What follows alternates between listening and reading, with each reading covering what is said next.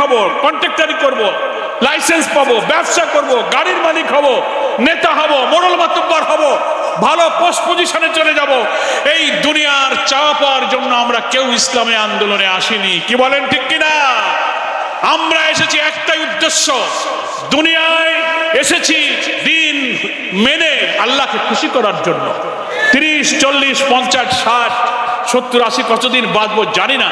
দুনিয়া চিরদিনের ঠিকানা নয়, কিন্তু হ্যাঁ আল্লাহ তুমি যে কয়দিনের জন্য এখানে রাখো, খাওয়ার জন্য আসি নাই, ঘুমানোর জন্য আসি নাই, তোমার দিন মানার জন্য থাকতে হয় তাই দুটো রুটি রুজির দরকার, থাকতে হয় তাই একটা ঘরের ঠিকানা দরকার, কিন্তু সময় ফুরিয়ে গেলে তোমার কাছে চলে যাব। আসল উদ্দেশ্য হলো তোমার দিনকে বিজয়ী করার জন্য নিজের জীবনকে আমি তোমার সন্তুষ্টির আলোকে গড়ে তুলবো। এটাই হচ্ছে আমার জীবনের আসল উদ্দেশ্য।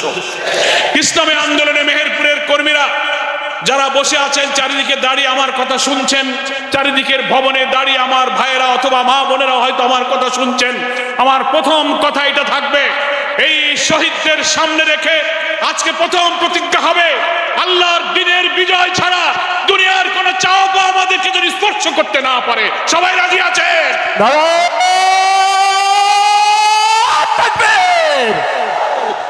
আমার দ্বিতীয় কথা, ইসলামী আন্দোলনের কর্মীদের জন্য আমার দ্বিতীয় কথা হলো, এই কর্মী সম্মেলন থেকে আজকে প্রতিজ্ঞা করব, অনেক ঝড় ঝাপটা, বিপদ আপদ, শাহাদাত, মিটিং মিছিল, ক্রস ফায়ার, নিষ্ঠুরতার একটা পর্যায়ে আমরা পার করেছি।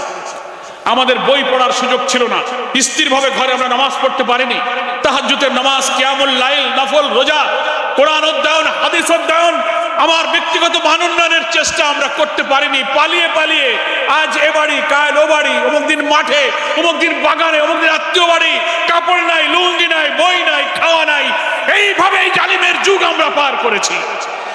এখন আমরা প্রতিজ্ঞা করব, আমরা ইসলামের যথার্থ জ্ঞান পড়াশোনা, যেটা আল্লাহর কালাম কোরআন মজিদে ওহীর মাধ্যমে নির্ভুল জ্ঞানের উৎস পবিত্র কোরআনকে অর্থসহ বুঝে পড়বো, নবীর হাদিস পড়বো, ইসলামী সাহিত্য পড়ে আমার জ্ঞানের সমস্ত দরজাকে উন্মুক্ত করে ইসলামের সকল দিক এবং বিভাগ সম্পর্কে আমার জ্ঞান অর্জন করে যে ইসলাম আমি কায়েম করতে চাই, ইসলামের যে কল্যাণ, ইসলামের যে সৌন্দর্য দিয়ে দুনিয়াকে রাঙাতে চাই, মানুষের জীবনকে ধন্য করতে চাই, সেই ইসলাম সম্পর্কে মানুষকে বুঝানোর জন্য আমার নিজের জ্ঞানের জগৎকে আজকে সমৃদ্ধ করতে হবে। কি বলেন ঠিক কি না? তার অর্থ হলো পড়াশোনা। তার অর্থ কি বলেন? পড়াশোনা। প্রতিদিন সকালে কোরআন অর্থসহ বুঝে পড়া, 2-4টা হাদিস পড়া, ইসলামী বই কমপক্ষে 10 পৃষ্ঠা, তার বেশি হবে, কম হবে না। রিপোর্টটা রাখবো, মাসে আমার আয় করা টাকা থেকে কিছু আল্লাহ রাস্তায় দেব, দাওয়াত বৈঠক আদির খবর পেলে বৈঠকে যাব, মানুষের দুঃখ কষ্ট সামাজিক কাজে লিপ্ত হব। এই কাজ করে আমি আমার জ্ঞান অর্জন এবং তৎপরতা চালিয়ে নিজের মান আমি বৃদ্ধি করার চেষ্টা করব। অর্থাৎ আমি যারা সহযোগী সদস্য আছি তারা কর্মী হব, যারা কর্মী আছি তারা রুকন হব, যারা রুকন আছি তার জ্ঞান, নামাজ, ইবাদত, আনুগত্য, পরিবার, চরিত্রের মানকে আরো উন্নত করে পূর্ণ মুসলমানের জন্য চেষ্টা করব। সবাইকে আমরা রাজি আছি? এইটা হলো দ্বিতীয় দফা। এটা কত দফা? জ্ঞান অর্জন। মনে থাকবে তো? প্রথম দফা কি বলছি? বিশুদ্ধ নিয়ত, দুনিয়ার চাওয়া পাওয়া নেই, একটা নিয়ত, আল্লাহ তোমাকেই চাই, তোমাকে খুশি করতে দুনিয়ার সব ছাড়তে রাজি, কিন্তু দুনিয়া পাওয়ার জন্য তোমাকে ছাড়তে রাজি না। এই নিয়ত থাকবে আমাদের। আর যে ইসলামের দাওয়াত মানুষকে দিই, সেই ইসলামের জ্ঞান অর্জনের জন্য ইসলামী আন্দোলনের কর্মীরা পড়াশোনায় আমাদের মনোযোগ দিতে হবে।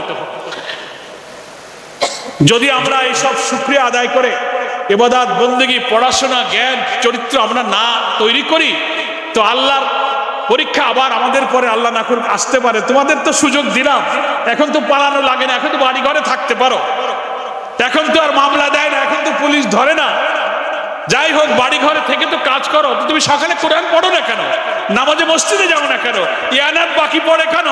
আল্লাহ তাআলা আমার এই গাফেলতি, অলসতার জন্য আমাদের উপরে যদি নারাজ হয়ে যায়, তাহলে আল্লাহ না করুক আমাদের জন্য যদি আবার কোনো কঠিন পরীক্ষা এসে পড়ে। কি বলেন ঠিক কিনা? আল্লাহ বলছেন লাইন শাকারতুম লাযিদান্নাকুম, যারা আল্লাহর নিয়ামতের কৃতজ্ঞতা স্বীকার করে করে আল্লাহ তাদের নিয়ামত আরো বাড়িয়ে দেন। কি বলেন ঠিক কিনা? আমাদের আল্লাহর এই করুণা, আল্লাহর এই ক্ষমার শুকরিয়া আমরা যদি আদায় করতে পারি, হতে পারে এই মেহেরপুরের ঘরে ঘরে ইসলামী আন্দোলনের রুকন সদস্য শিবির তৈরি হবে, এখানে ইসলামী আন্দোলনের ঘাঁটি গড়ে উঠবে।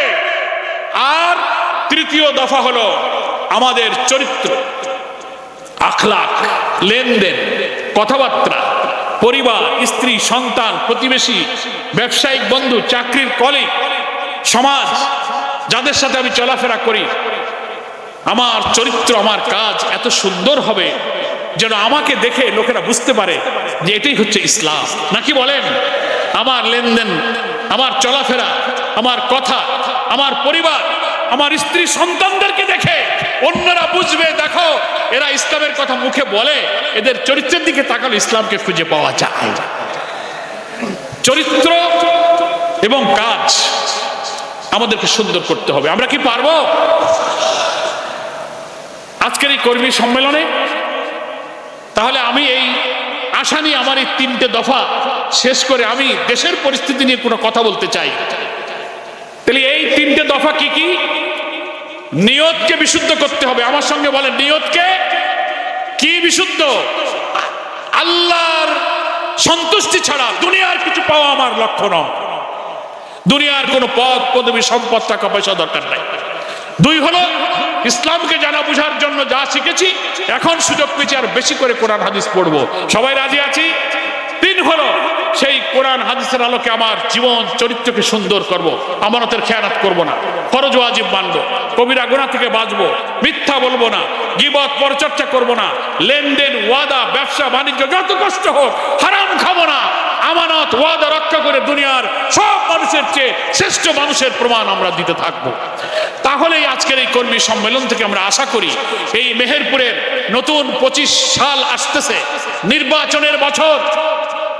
আমরা এই মেহেরপুরের সব আসনে নির্বাচনের জন্য প্রার্থী দিয়ে নির্বাচন করার জন্য প্রস্তুতি নিতে যাচ্ছি। আপনারা কি প্রস্তুত আছেন?